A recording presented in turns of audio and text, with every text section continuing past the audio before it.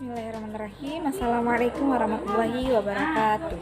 Perkenalkan, nama saya Rizky Amanda Putri. Saya adalah mahasiswi dari program studi psikologi Islam kelas 2A Institut Agama Islam Negeri Pontianak. Pada video kali ini saya akan menyampaikan tentang apa sih itu sehat menurut kesehatan fisik, mental, psikologi, dan bagaimana sih cara menjaga kesehatan hati itu. Menurut Undang-Undang Nomor 36 Tahun 2009 tentang kesehatan, sehat adalah keadaan sehat baik secara fisik, mental, spiritual, maupun sosial yang mampu memungkinkan setiap orang untuk hidup produktif secara sosial dan ekonomis. Menurut WHO, World Health Organization, kesehatan adalah kondisi fisik, mental, dan sosial yang lengkap dan bukan sekedar tidak adanya penyakit atau kelemahan. Nah, kesehatan mental adalah hal yang mendasar bagi kemampuan manusia untuk berpikir, berkembang, dan berekspresi serta menikmati hidup. WHO juga menjelaskan bahwa seseorang yang sehat secara mental mampu menyadari kesanggupannya menangani stres dalam kehidupan sehari-hari.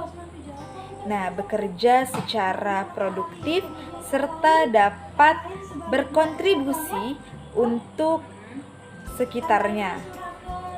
Kesehatan jasmani ini menjadi bagian dari definisi sehat dalam Undang-Undang Kesehatan Nomor 36 Tahun 2009. Artinya di sini kita dapat dikatakan sehat, salah satunya adalah dengan melihat kondisi jasmani atau fisik kita. Kesehatan jasmani mempunyai fungsi yang penting dalam kehidupan kita. Nah, bagaimana kita melakukan aktivitas sehari-hari? Nah, semakin tinggi kesehatan jasmani kita, maka semakin tinggi pula daya tahan tubuh kita sehingga mampu untuk melakukan aktivitas sehari-hari, menangani beban kerja yang diberikan. Dengan kata lain, dengan jasmani yang sehat, produktif kerja kita akan semakin tinggi. Nah, kemudian apa sih itu kesehatan mental? Nah, mental ini dalam bahasa Inggris adalah mind, mentis, atau jiwa. Dalam pengertian yang luas berkaitan dengan interaksi antara pikiran dan emosi manusia. Nah, kesehatan mental akan dikaitkan dengan dinamika pikiran dan emosi manusia. Kedua komponen inilah yang menjadi titik penting dalam kehidupan manusia.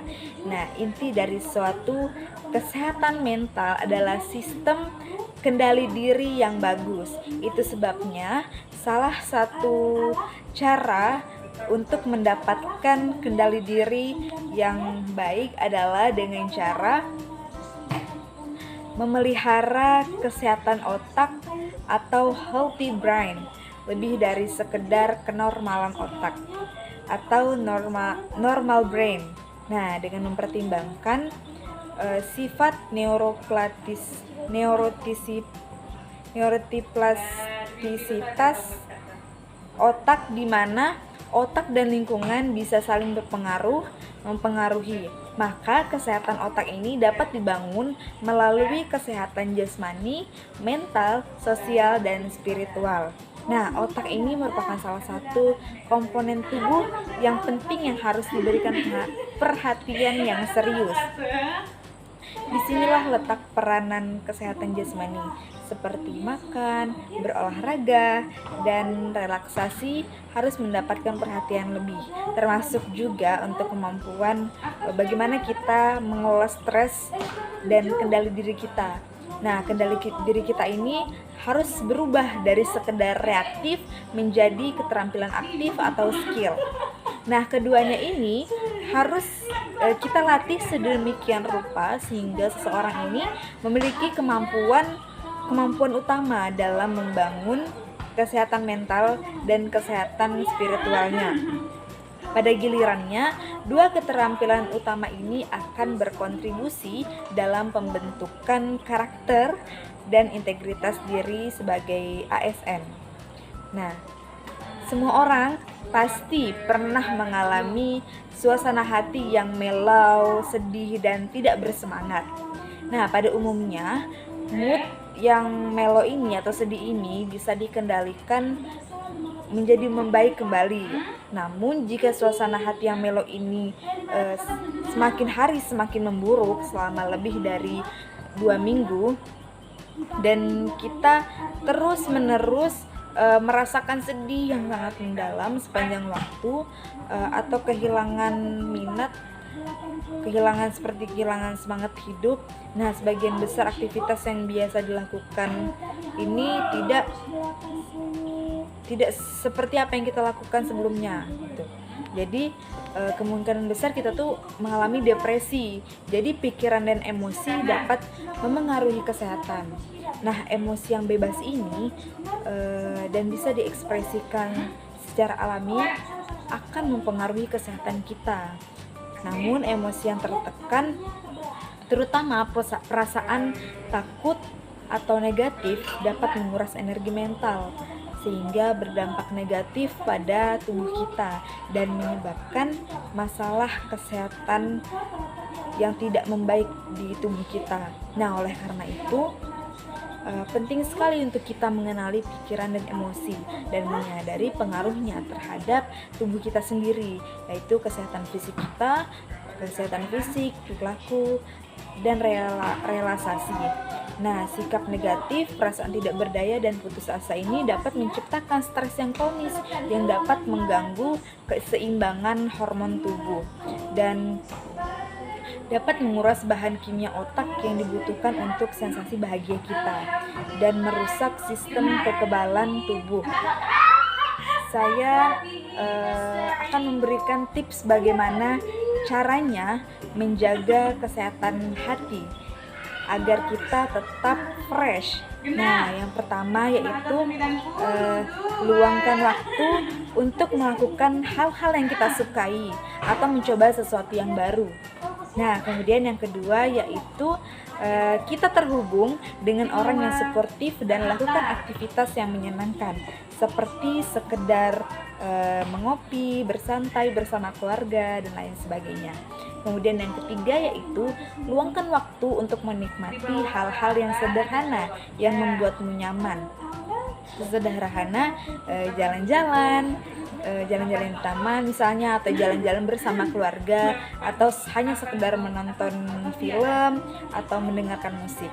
Kemudian yang keempat yaitu bergabung dengan komunitas para minat tertentu seperti mengikuti kelas melukis atau bahasa. Bisa juga bergabung dengan klub-klub olahraga.